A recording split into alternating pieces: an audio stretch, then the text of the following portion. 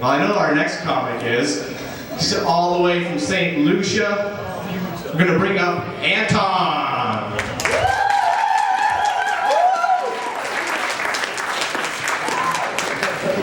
How's it going, Peterborough? I'm having a kick-ass night tonight. Yes, for all of you who don't know, I'm not from Canada. I'm actually from the island of St. Lucia.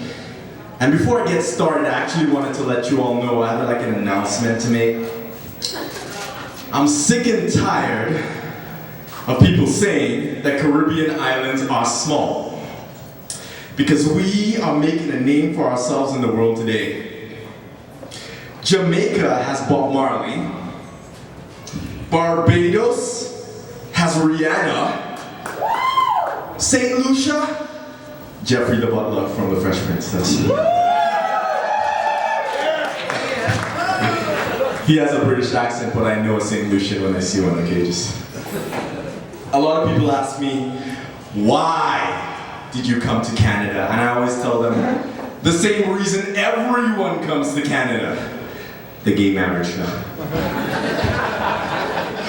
No, I came to Canada, I came to Peterborough because it's the perfect place to settle down and raise all of my illegitimate babies. No, I have no illegitimate babies that I know about. But no, I actually came to get a degree. And what a bad fucking deal that was, really. I mean, a degree don't mean shit anymore. It doesn't. 50 years ago, getting a degree meant something. Like people would be proud of you just because you could read and write. You get a degree, everybody look at you like you're some sort of god. Now, when you get a degree and you graduate, you have to leave the ceremony early because you got a 5 o'clock shift at McDonald's and you can't be late. Fucking hated school, man. I couldn't stand that shit. The first time that you can't focus, they want to, convince you have ADD. What is that shit? Whatever happened to just being lazy? I started to believe I had ADD after a while, and I even decided to get tested. But then I found out the test was 8 hours long, and decided to live without ever knowing.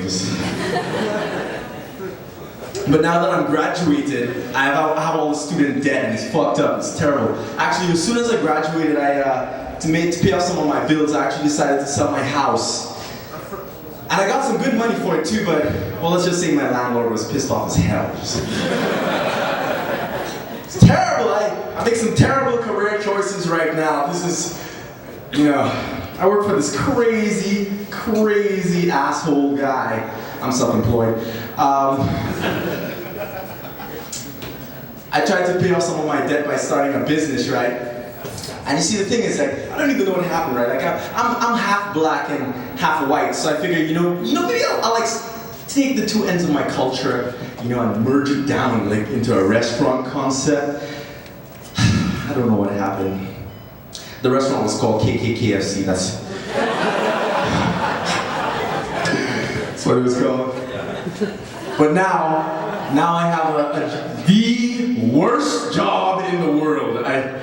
Customer service, that's it. But this is not like your regular fuck you in the ass customer service. No. This is, how Canadian corporations outsource their shitty work to India? Well, I work for an Indian company that insources their really shitty work to me. This really shitty work. This is like wipe your hand with your ass and slap you across the face. Shit, this is. I'm like two shackles and one whiplash away from being a slave all over again. It's just when it's time to get my paycheck, I'm like, wait, I thought my rate was $30 an hour. And they're like, no, it's not 30 rupees an hour. You owe me money. Fuck it, man. I just want to go home and live in the bush. Like a Jamaican Tarzan swinging in the jungle on his own dreadlocks. But I'm going to stop complaining now because, I actually learned an important life lesson I want to share with all of y'all tonight, which is that in life, when you have problems, you've got to stop complaining and blame it on your wife. That was funny, come on. actually learned this from three little boys actually. I learned this lesson. I was in St. Lucia. I was on a boat ride, and we were like going to one of the, like on a boat ride to around the island. We went to one of the poorest parts of the island, and before we got to shore, three little poor boys jumped into the water, swam out to our boat, climbed up the boat to beg. Now I could see it in their faces, you know, I could see that they really thought that they were helpless, and all they could do was beg. But I couldn't feel sorry for them. So they could beg in like 17 languages. I swear to God that was going to be funnier than that. I swear to God. I was laughing at that all day today. These boys were talented, I'm telling you, man, I'm telling you. These boys swam all the way out to the boat, you know, and let me tell you a secret about people from the Caribbean. We all live on islands surrounded by water. Oh, none of us can swim, none of us. It's like, you guys die of like breast cancer and shit, we die of breast stroke. That's... It's okay, you can't blame us though. It's not like we have somewhere to go. We're not Cubans or...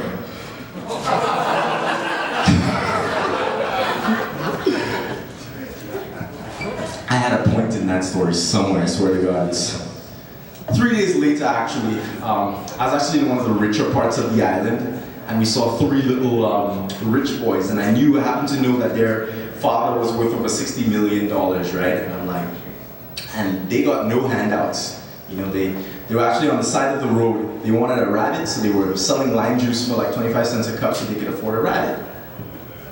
I don't know what you're thinking, right? He's had a cheap daddy, right? I can see how it happened though, like, Daddy, can I have a rabbit? No, you're not allowed, you're allergic. Yes, you're allergic. You're allergic to that, and candy, and college tuition. I can't give you any of those. Go get yourself a job in some penicillin, just... Man, kids are getting crazy these days, eh? Like really, you know, like they're not like the old school, like when we were kids, you know. I saw this show on TV called Wife Swap. Have you guys seen that? You seen that?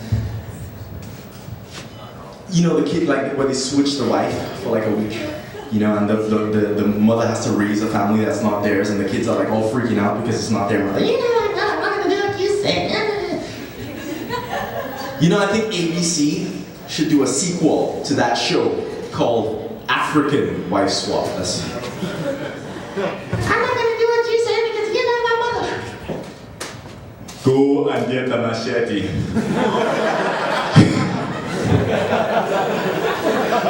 The mother the real mom comes back a week later. I could have sworn I had 3 children. What's going on here?